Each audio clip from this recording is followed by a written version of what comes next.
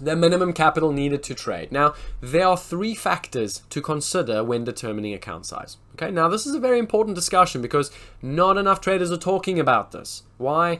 I suspect it's got to do with ego. No one wants to tell you they got a 5K account because somehow that's a bad thing. Okay, the reality is there is actually a minimum balance needed and necessary, and I'll explain to you why. So the three factors to consider when determining what is that sort of minimum balance or minimum amount of capital is your fixed costs, the salary you want to ultimately pay yourself or that you're going to be paying yourself, and then your stop per trade. Okay, those are the three factors. I'm going to explain each one of them in a moment, but those are the three factors you have to consider in determining what is the minimum capital that you'll need to trade. Okay, now let's start off with a simple one. Fixed costs, okay, or fixed operating costs. This is ultimately what? Your desk fees, your execution platforms, some of your software you might have, your Tradelo application, all of these costs together. We're not talking about commissions or anything like that or salary. All of these costs together form your fixed costs. They're unavoidable. You have to pay them to operate your business of trading.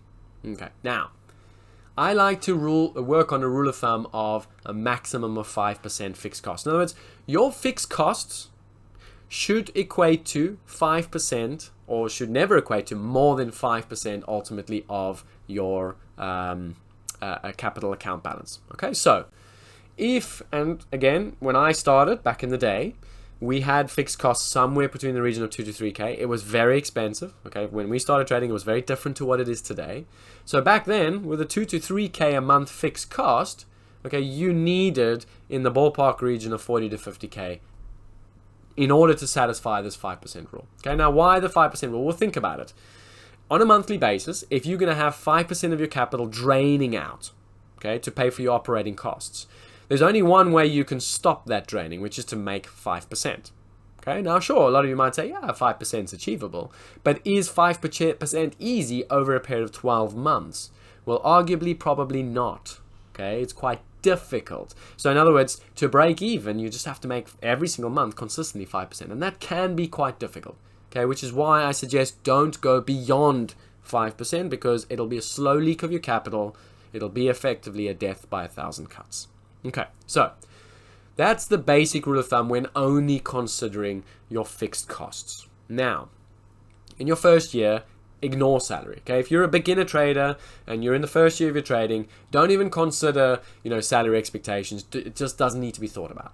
Now, in this day and age, for a basic execution platform, for charting platform, for all your fixed costs, you can do it for around $400 to $500. Okay, that's very feasible for fixed costs and for your operating costs. What I will say, be very cautious in going cheap when it comes to costs. Why? Because hopefully you all know by now, cheap doesn't necessarily mean effective. Okay, cheap can actually be very expensive. I've seen a number of charting platforms that they go very, very cheap and the data and the charts they're showing you are actually wrong.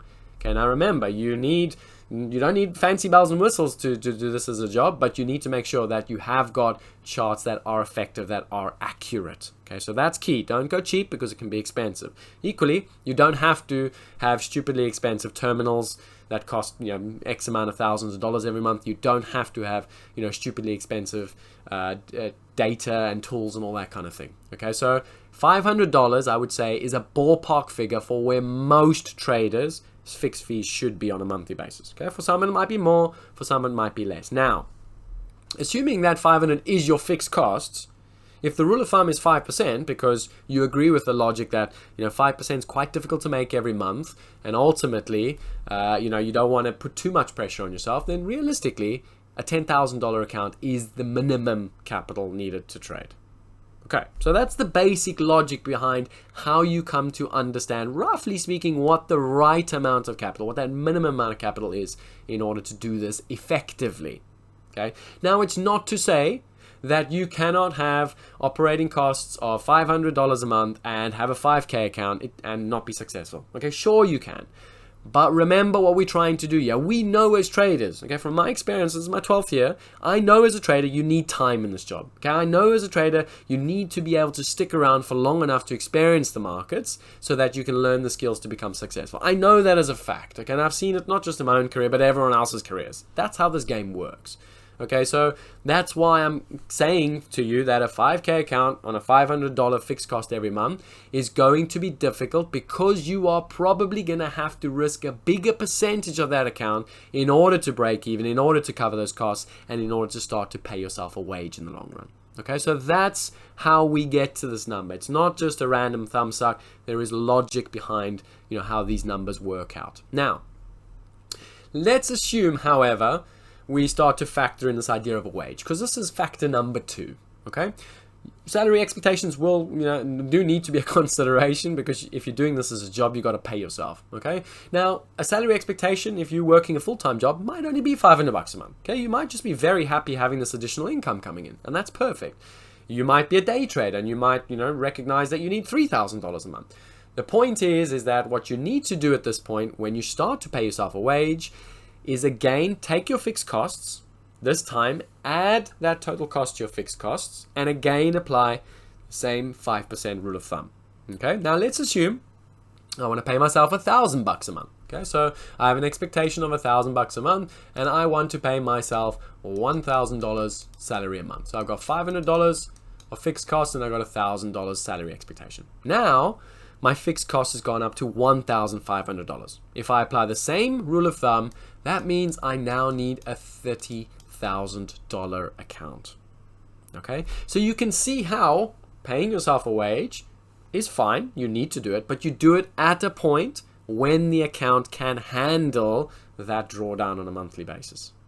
Okay, the final factor to consider, and this is one not enough traders consider, and it ends up causing considerable problems for them in their career, is ultimately your risk per day, or the market you're trading. Okay, in other words, is the account balance you have sufficient for the markets that you're trading? Now, an example on the way to think about this: if you are trading the S&P 500 futures contract, the full contract, not the micro, okay, and you have an account balance of $10,000, let's say you apply on $10,000 a 2.5% risk per trade, or $250. Okay. Now, how many ticks do you have for that trade? Simply put, 20 prices, or 5 handles. Okay, you got 5 handles, and then that trade is stopped out. Now, if you're a swing trader, 5 handles is going to be no good for you. Okay, 20, 30, 40 handles might be good for you. If you're a day trader, a scalper, okay, sure, 5 handles might work for you, but it means you only get 1, possibly 1.5 trades. Okay, so you can very quickly see that in this instance, a $2.5 stop, or 2.5% stop per trade, or $250, will not suffice trading the full S&P 500 contracts. Now, I cannot tell you the number of times I see traders still wanting to trade it, despite the numbers not making any sense. Okay, in this instance, you need to drop out of the ES full contract and into the micro contract. Why? Because all of a sudden, let's say we still use the same $250, okay, now we're going to use 5 micro lots instead. That gives us 40 prices, okay, or 10 handles, or perhaps we go and use 2. Okay, you can see how that works. All of a sudden, we're allowing ourselves more and more prices, which means now, depending on our style of trading, depending on the strategy we're taking, we will have sufficient prices to execute those tradable opportunities. Okay, that is the third factor to consider in determining what is the minimum capital requirement. Now, very important, okay, is if you ultimately find that a market is too big for you. In other words, let's say you have a 2 or 3K account. You might find that trading the micro lots in the S&P might be too big. In other words, you might not be able to handle it based on your style. The choice then is, number one, you either stop trading that market, or you find a suitable market or a suitable derivative of that market that's got a cheaper tick value, or you increase the account balance. But what you never do, and I see this so often, what you never do is increase that risk per trade. You never adjust, you never take on more leverage to satisfy being able to trade a specific product. It's the other way around. You need to change the product, trade a derivative of that product, or increase the capital. Okay, why? Because risk management comes first. Okay, never forget that. Now, it's important to be holistic and realistic from day one. I'm just trying to find my mouse. Okay, it's important to be holistic and realistic from day one so you don't make unnecessary mistakes. Now, I love this chart. I'm going to briefly go through it with you. But one of the things we're trying to ultimately, sort of teach at Tradelo or guide traders with, and one of the guiding principles is to prevent you from making critical errors. And unrealism or a lack of holistic approach and being unrealistic is something that we see in so many traders.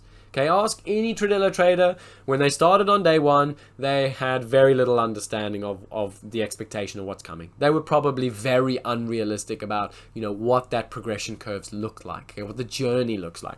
Ask them now, and they've got a very firm grip on what the expectations are. Okay, and this is important. This is what this chart is showing, which is, so when we all start on day one, we have got a fixed set of expectations. Okay, we believe we're going to make money in 6 months. We believe we'll get to 20K in 6 months. We believe we will be successful in 12 months. Okay, we have this set of expectations, and those expectations are usually derived from social media, from listening to an educational program or whatever it might be. Okay, but the reality is actual progress looks nothing like the expectations. Okay, because for one, expectations are linear. Actual progress is anything but linear. Right? Actual progress has got setbacks in it. That's the reality that sometimes we don't think about. Now, those setbacks occur because we run into something ultimately that we never knew, that we could never have known about. We experience it, and unfortunately, we're going to take the setback from it. Okay, so actual progress is non-linear. It's up and down. It's 5 steps forward, 3 steps back. That's just how it works, unfortunately. But the end point is that it takes a lot longer to get to that idea of profitability and consistency. Okay, and it's very important to understand that, because if you understand that, you can factor that into the second topic you spoke about, which is what is that minimum balance that I need. And you can also start to see that, well, look, if I need to make 5% a month just to break even, to cover fixed costs, well, I need to be a little bit smarter about how I'm going to do this, because this journey could be quite tricky. I think that's the key way to look at it. Okay, always be conservative. The same as they say, when you build a house, add on 20% to the budget because that's what it's going to cost you. This is the same thing. Okay, add on 20% to how long you think this is going to take you, because then at least you're going to be a little bit closer to what's realistic.